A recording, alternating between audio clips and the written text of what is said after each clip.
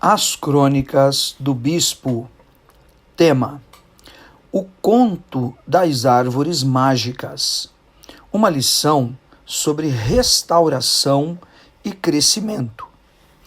A tia da escolinha estava contando uma história para as crianças, para ensiná-las educação e bons modos. Então, a tia contou a história das árvores mágicas. O caso era que existiam árvores muito bonitas, especiais e frondosas, muito frutíferas, no meio de um bosque. O problema, dizia a professora, é que ninguém conseguia pegar ou mesmo saborear-se de um de seus frutos, exceto se a criança pudesse falar as palavras mágicas para uma das árvores, para que então ela cedesse um de seus frutos suculentos. Muito bem, a lembrança dessa simples história me deixou intrigado esses dias, quando me deparei com um tronco de uma árvore cortada aqui no parque próximo de casa, junto da lagoa. Claramente, era uma árvore muito robusta e que já havia sido cortada há algum tempo, restando apenas, talvez, 1 metro de seu tronco firmado nas raízes acima da terra. A impressão era de que a árvore estava morta, pois sua cor não demonstrava mais nenhum vigor. E como se não bastasse, claramente haviam colocado fogo naquele tronco. Fiquei pensando, por que teriam cortado essa árvore se aparentemente ela não representava mal algum? Fiquei pensando, por que aquela árvore na história da tia não dava de pronto os seus frutos facilmente para qualquer uma das crianças que se aproximasse? Foi então que me lembrei de uma das passagens mais enigmáticas do Senhor Jesus, e por assim dizer também, muito estudada, esquadrinhada e com diversas interpretações até os dias de hoje. Esse episódio se passa na narrativa bíblica quando da chegada e da entrada triunfal de Jesus em Jerusalém. Jesus, antes de ser traído, preso, crucificado e morto, amaldiçoou uma árvore. Repito, Jesus amaldiçoou uma árvore. Era, na verdade, uma figueira. Veja, Evangelho de Mateus, capítulo 21, versículo 18. Cedo de manhã, ao voltar para a cidade, teve fome. E vendo uma figueira à beira do caminho, aproximou-se dela. E não tendo achado nela senão folhas, disse-lhe: nunca mais nasça fruto de ti. E a figueira secou imediatamente. Versículo 20. Vendo isto, os discípulos admiraram-se e exclamaram: como secou depressa a figueira?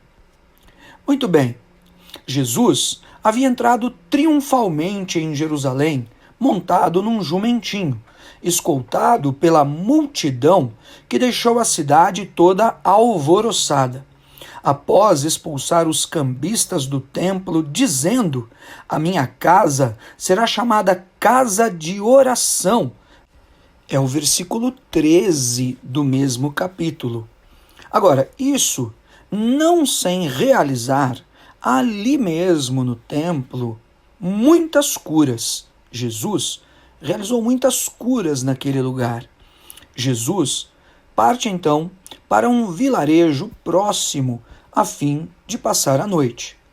Tratava-se de Betânia, vilarejo próximo ao Monte das Oliveiras, onde moravam Lázaro e suas irmãs, além também de Simão o leproso, conforme o Evangelho de Mateus, capítulo 26 e o versículo 6. Muito embora existam detalhes diferentes nos evangelhos para a mesma passagem, os textos são complementares. Veja, Evangelho de Marcos, capítulo 11, a partir do versículo 12. No dia seguinte, quando saíram de Betânia, teve fome, e vendo de longe uma figueira com folhas, foi ver se nela, porventura, acharia alguma coisa. Aproximando-se dela, nada achou, senão folhas, porque não era tempo de figos. Então lhe disse Jesus: nunca mais coma alguém fruto de ti. E seus discípulos ouviram isso. Assim como Mateus, Marcos mostra que Jesus estava saindo de Betânia no outro dia e voltando para Jerusalém. Entretanto, Marcos deixa mais claro que Jesus se aproximou daquela árvore porque viu nela folhas, enfatizando que não era tempo de figos, ou seja, não era a estação própria para que aquela árvore gerasse seus frutos. A palavra como sentença ou maldição foi a mesma, tanto em Marcos como em Mateus. Nunca mais nasça fruto de ti, ou melhor, ninguém nunca mais coma fruto de ti. Agora, atenção, a palavra nunca é uma palavra muito forte e muito perigosa. É preciso ter muito cuidado e sabedoria, conhecimento de si mesmo e, ao meu ver, para usar essa palavra, para usar a palavra nunca. Caso contrário, atenção, é melhor você não usá-la.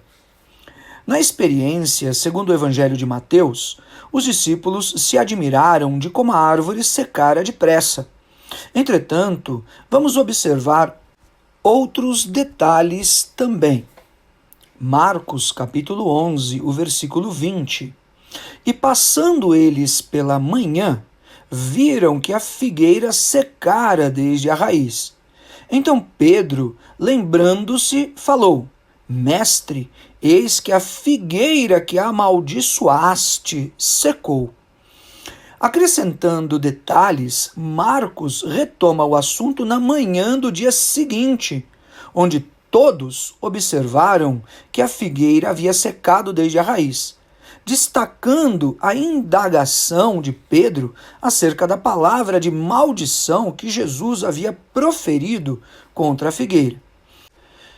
Bem, a grosso modo, essa história parece sem sentido, ou seja, o que Jesus poderia ter contra uma simples árvore sem frutos, sobretudo quando não era a estação própria de seus frutos? Por que tanto radicalismo amaldiçoando aquela árvore? Na verdade, o assunto é bem mais sério do que parece. Escute, o assunto é muito mais sério do que parece.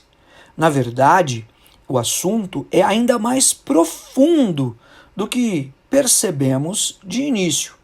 Aliás, ao meu ver, isso merece uma reflexão um tanto quanto mais equilibrada. Toda essa cena se passa nos últimos dias de Jesus. Ele acabara de ser ovacionado e aclamado pelas multidões ao chegar em Jerusalém. Em primeira instância, podemos refletir da seguinte maneira com relação ao significado dessa interpelação tão rigorosa de Jesus para com a figueira. No dia anterior ao dia em que Jesus amaldiçoou a figueira, ele acabara de entrar em Jerusalém, aclamado pelas multidões. Evangelho de Marcos, capítulo 11, versículos de 8 a 10. O povo parecia pronto para aceitar Jesus, reverenciava-o como, de fato, o ungido de Deus, como o esperado das nações, o prometido das nações. O povo parecia realmente estar pronto para mudar de vida. Mas, menos de uma semana depois, estaria desejando ou consentindo, talvez até mesmo pedindo, a morte de Jesus. Eles eram, na realidade, como aquela figueira amaldiçoada. Pareciam prontos, mas não deram fruto. Sua aparência era enganosa. Enganosa. Não sei se me fiz muito bem entender, mas o que eu me refiro é o seguinte: a mesma multidão que clamava Hosana, Hosana nas maiores alturas, bendito seja o que vem no nome do Senhor. Daí a alguns dias estaria também dentro da própria cidade, participando ou assistindo ao julgamento do Senhor. Isso é muito interessante. Cuidado com as aparências. Claro, não quero aqui ser excludente do teor das Escrituras, mas muitas e muitas daquelas pessoas e multidões do lado de cá estavam também do lado de lá. E isso é muito importante. Cuidado, empolgação pode esconder superficialidade, imagens, sabe, aparências, rituais, coisas muito glamurosas. Muito cuidado, muito cuidado. Podem esconder superficialidade, performances, etc, etc. São coisas muito comuns, mas muito perigosas e, em essência, danosas para os dias de hoje. Em outras palavras, nesse sentido, certo é o adágio popular: as aparências enganam. Não é verdade? E talvez você possa repetir comigo: as aparências enganam. Bem, não era a estação de figos, mas Jesus esperava encontrar figos. Algumas figueiras davam frutos cedo, antes da estação. Uma figueira com folhas crescidas já teria figos verdes. Veja que interessante. A figueira que Jesus amaldiçoou tinha folhas crescidas, mas não tinha fruto. Sua aparência era enganosa, parecia madura, proveitosa, mas no fundo, não era, não estava pronta. Cuidado, repito, as aparências enganam. Muitas folhas, muita conversa, muito pavão, muita postura, muito isso e muito aquilo, pode encobrir, de fato, a falta de essência, de maturidade. Quanto mais, gente, de um valor essencial e que, de fato, é como somos conhecidos, segundo a palavra do Senhor, podem esconder os frutos, a maturidade. Bem, em segunda instância, podemos refletir também da seguinte maneira. Essa é uma palavra de conhecimento e um estudo muito interessante. Veja, aquela figueira estéril, ou aquela figueira sem frutos, era o símbolo do próprio Israel de Deus, que rejeitara o seu Messias. Em primeira instância, recapitulando, como eu disse, é o símbolo daquela multidão que ovaciona do lado de fora, mas escolhe Barrabás do lado de dentro. Então, em segunda instância, a figueira sem frutos é o próprio Israel de Deus, a nação escolhida por Deus desde sempre, e que esperou a manifestação do Filho do Homem, mas não puderam aceitá-lo, dar a ele o seu fruto de fé, de reverência, de reconhecimento, por terem seu entendimento encoberto e os seus sentidos embotados por toda a sua religiosidade. Não puderam discernir a estação de gerar verdadeiramente o fruto da fé. Foi demais para Jerusalém.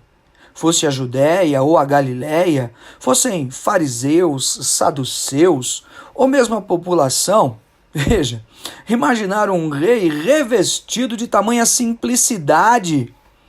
Isaías, o profeta que o diga. Isaías 53:1. Quem creu em nossa pregação? e a quem foi revelado o braço do Senhor, porque foi subindo como um renovo perante ele, como a raiz de uma terra seca. Não tinha aparência nem formosura. Olhámo-lo, mas nenhuma beleza havia que nos agradasse. Por assim dizer, a figueira sem frutos estaria alinhada com Israel e com a sua cegueira espiritual mediante o Messias. Assim como é intrigante Jesus amaldiçoando a figueira, é igualmente intrigante o aspecto dos judeus negarem Jesus. Como você vai ver a seguir, o apóstolo Paulo embasa bem isso, mas eu creio, e vou falar isso na conclusão, que nós estamos enquadrados em outra parábola. O apóstolo Paulo, trazendo luz ao tema, esgota o assunto. Veja, Romanos capítulo 11, a partir do versículo 11. Pergunto, pois, porventura tropeçaram para que caíssem?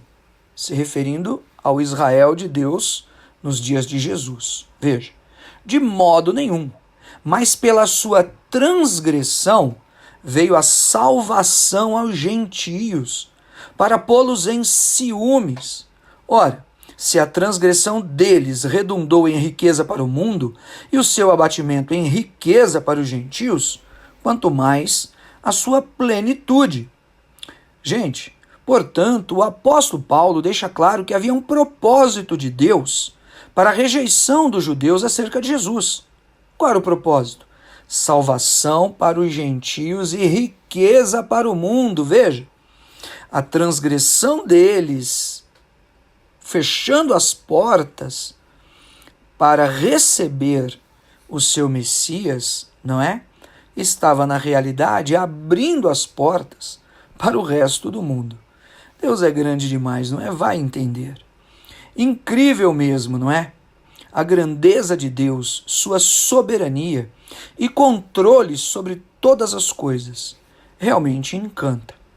O apóstolo Paulo ainda complementa, veja, Romanos 11, versículo 15. Porque se o fato de terem sido eles rejeitados trouxe reconciliação ao mundo, que será o seu restabelecimento, se não vida dentre os mortos? E se forem santas as primícias da massa, igualmente o será a sua totalidade. Se for santa a raiz, também os ramos o serão. Impressiona, gente, a lucidez do grande apóstolo, ao dizer que quando Israel rejeita Jesus, a porta da reconciliação para com Deus se abre para o mundo. Raízes santas, frutos santos. Por outro lado também, Israel é que acabou sendo rejeitado, mas vai ser no final das contas, no final de tudo, restabelecido. Aleluia! Uma observação interessante é que a igreja, ou seja, os gentios reconciliados com Deus mediante esta revelação, não devem, escute bem, não devem gloriar-se contra Israel. Antes, devem permanecer firmes na fé, sem ensoberbecer-se. Gente, a igreja não tem que ser perseguidora, não tem que se ensoberbecer ou se valer de qualquer nível cultural ou espiritual de prepotência, arrogância ou superioridade mediante Israel. Muito pelo contrário. A igreja tem que permanecer firme na fé, sem se ensoberbecer. Veja Romanos 11, 18. Não te glories contra os ramos, porém, se te gloriares, sabe que não és tu que sustenta a raiz, mas a raiz a ti. Dirás, pois, alguns ramos foram quebrados, para que eu fosse enxertado. Bem, pela sua incredulidade foram quebrados. Tu, porém, mediante a fé estás firme. Não te ensoberbeças, mas teme. Ou seja, o apóstolo Paulo ainda insiste com um tom áspero de exortação e mostra para a igreja e deixa bem claro para a igreja que ela, igreja do Senhor, deve manter-se fiel e viver de maneira piedosa, vigiando sempre. Porque como Deus foi severo para com Israel e bondoso para com aqueles que creem no Cristo, vigiem então, e vigiem mesmo, pois Ele, Deus, também pode ser severo com os que creem e se perderam, ou se tornaram endurecidos, e em sua fúria, ou vanglória religiosa, ou idolatria, mesmo mediante a cruz de Cristo, se tornaram passíveis de tamanha rejeição. E ainda aqueles que, querendo se valer da graça, acabaram se mantendo e se perdendo no pecado. Em outras palavras, devemos viver dependentes da fidelidade de Deus e caminhar piedosa e generosamente para com todos, sobretudo para com os judeus, como que se fôssemos devedores do povo que foi, na realidade, escolhido primeiro. Não, de fato, não somos devedores, mas há um complemento e uma formação de judeus e gentios para a glória de Deus. Agora, esgotando mesmo o assunto, veja a sabedoria do apóstolo Paulo no versículo 21, Romanos 11. Porque se Deus não poupou os ramos naturais, também não te poupará. Percebe que ele está dizendo, Deus não poupou os judeus, foi severo com eles? Por quê? Tal flagelo não poderia sobrevir aos gentios ou à igreja. Versículo 22. Considerai, pois, a bondade e a severidade de Deus para com os que caíram. Severidade, mas para contigo a bondade de Deus. Se nela permaneceres, doutra sorte também tu serás cortado. Meu Deus, é muito sério. Romanos 11 é muito sério para a igreja diante de Israel. Veja o versículo 23. Eles também, se não permanecerem na incredulidade, serão enxertados, pois Deus é poderoso para os enxertar de novo. Pois se fosse cortado daqui por natureza era oliveira brava, e contra a natureza enxertado em boa oliveira, quanto mais não serão enxertados na sua própria oliveira aqueles que são ramos naturais. Ou seja, há um caminho de salvação, de restauração genuíno de Deus, para aquele que abre o coração, o judeu, o grego, o romano, o ocidental, o oriental, nos séculos dos séculos. Sendo assim, como vemos nestes últimos versículos, o propósito de Deus continua vigente mais do que nunca para Israel, para que sejam acolhidos, recebidos em honra e enxertados em sua própria videira, aqueles mesmos que o haviam rejeitado. Na realidade, estavam sendo usados por Deus, meu Deus, isso é tremendo, estavam sendo usados por Deus para abrir um parênteses na história, enquanto o Senhor, através da igreja, povoa o céu, como profetiza e conclui o apóstolo Paulo, versículo 25. Porque não quero, irmãos, que ignoreis este mistério. Veja, o apóstolo Paulo chama de mistério, Romanos 11, 25. Para que não sejais presumidos em vós mesmos, que veio endurecimento em parte a Israel, até que haja entrada a plenitude dos gentios. A impressão, para falar mais simples, é assim: Deus permitiu a dureza do coração de Israel para que eles não enxergassem o Messias em Jesus, sabe? Para que o Senhor desse tempo para que os gentios entrassem na graça. É demais, não é? E assim, versículo 26, todo o Israel será salvo, como está escrito, virá de Sião o libertador, e ele apartará de Jacó as impiedades. Demais, não é verdade? A palavra de Deus é realmente incrível, incrível mesmo. Até que haja entrada à plenitude dos gentios, é o que ele diz. Incrível demais mesmo. a grandeza do plano de Deus e de sua sabedoria. Deus é magnífico. A Ele a honra, a glória, o louvor, toda a adoração.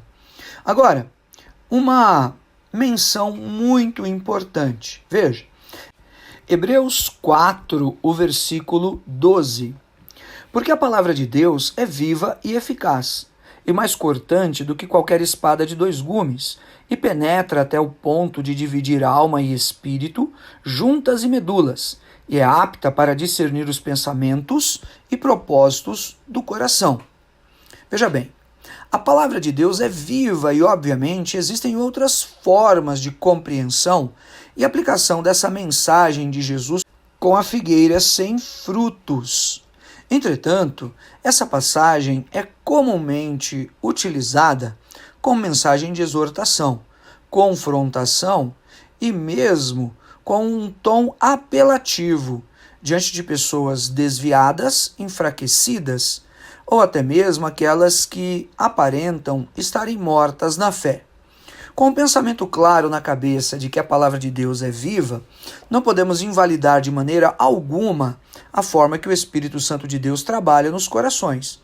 Mas, ao meu ver, gente, olhando para a igreja e respeitando as opiniões diferentes, a palavra da figueira sem frutos que Jesus amaldiçoou, passível de maldição, não estaria, relacionada à igreja, não.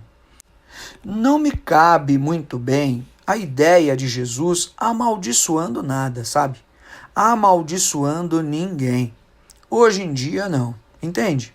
Entende o que eu quero dizer? Sendo assim, passemos às conclusões.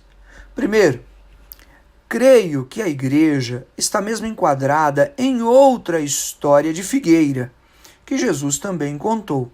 Aliás, ela mesma, igreja, pode ser identificada como uma figueira, e nós mesmos podemos ser identificados como árvores. Lembra do Salmo 1? Veja, versículos de 1 a 3. Bem-aventurado o homem que não anda no conselho dos ímpios, não se detém no caminho dos pecadores, nem se assenta na roda dos escarnecedores. Ele é como árvore plantada junto à corrente de águas, que no devido tempo dá o seu fruto, e cuja folhagem não murcha, e tudo quanto ele faz será bem sucedido. Percebemos claramente que há uma relação direta entre árvores e pessoas, homens. Mas agora veja, creio mesmo que a parábola da figueira estéril é que de fato retrata o agir do Senhor hoje em sua obra, e não nenhum tipo de maldição. Eu vou repetir para enfatizar. Há uma outra parábola, e é a parábola da figueira estéril, que está no Evangelho de Lucas, no capítulo 13. E essa parábola, sim, ao meu ver, é que de fato retrata o agir do Senhor hoje, enfatizo, em sua obra, e não nenhum tipo de maldição, porque as maldições foram destruídas na cruz. Veja, não poderia haver, não é verdade, um contrassenso do Senhor, destruir a maldição na cruz e depois amaldiçoar gentios de alguma maneira. Então veja, a parábola de Lucas 13, versículo 6. Então Jesus proferiu a seguinte parábola. Certo homem tinha uma figueira plantada na sua vinha, e vindo procurar fruto nela, não achou.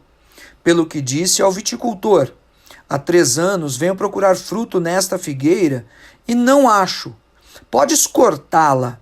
Para que ela ainda está ocupando inutilmente a terra? Ele, porém, respondeu: Senhor, deixai-a ainda este ano, até que eu escave ao redor dela e lhe ponha adubo. Outras versões dizem esterco, ou estrume. Se vier ela a dar fruto, bem está. Se não, mandaremos cortá-la. Gente, acompanhe comigo. Ou seja, o Senhor, ele continua buscando frutos nas figueiras. E em algumas figueiras, há pelo menos já 3 anos. E diria eu que em outras árvores há muito mais tempo. Mas a grande verdade é que tem alguém intercedendo pela figueira. e adubando a terra para que as raízes se fortaleçam e se aprofundem até que frutos possam ser gerados. O dono da árvore até esperou alguns anos, mas não tinha fruto naquela figueira. Se a figueira não desse frutos esse ano, seria então cortada. Jesus explicou que, tal como a figueira, precisamos dar frutos. Deus nos dá algum tempo, mas mais tarde ou mais cedo, quem não se arrepende de seus pecados, atenção, será castigado. Creio ainda que tem árvore que está no tempo da poda. A verdade é que não fomos nós que o escolhemos. Ele é que nos escolheu. João 15, não é? O ramo que dá fruto, o Senhor corta para que dê mais fruto ainda. E ainda João 15,16, não fostes vós que escolhestes a mim. Eu é que escolhi vocês e enviei vocês para vocês darem frutos e o vosso fruto permaneça. Também tem gente na poda, mas tem gente, sabe, que às vezes dá fruto, mas não é fruto que permanece. Atenção, muita atenção. É tempo de restauração para não ser roubado. Bem, continuando a conclusão, em segundo lugar, veja, houve um homem curado por Jesus que enxergava os homens como árvores. Curioso, né? Evangelho de Marcos, capítulo 8, versículo 23.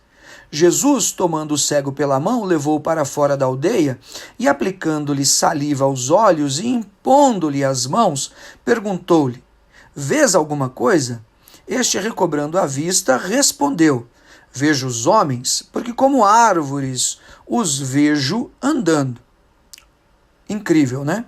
As árvores são símbolos de pessoas mesmo. A árvore que vi cortada lá no parque estava cercada por um ambiente maravilhoso de frescor, gramados e, por assim dizer, escute, estava cercada de grandes oportunidades. O ambiente era adequado e excelente. Aquela árvore estava caída, cerrada ao meio, e já fazia bastante tempo. Ninguém mais dava nada por ela. Ninguém mais dava atenção.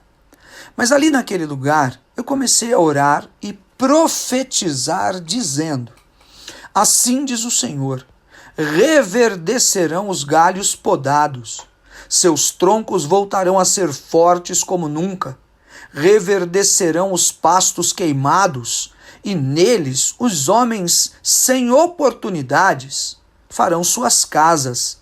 Ressurgirão novamente os ministérios embotados, os queimados e os perdidos. Ainda há tempo, diz o Senhor. Eu profetizo que ainda se colherão muitos frutos dessa árvore.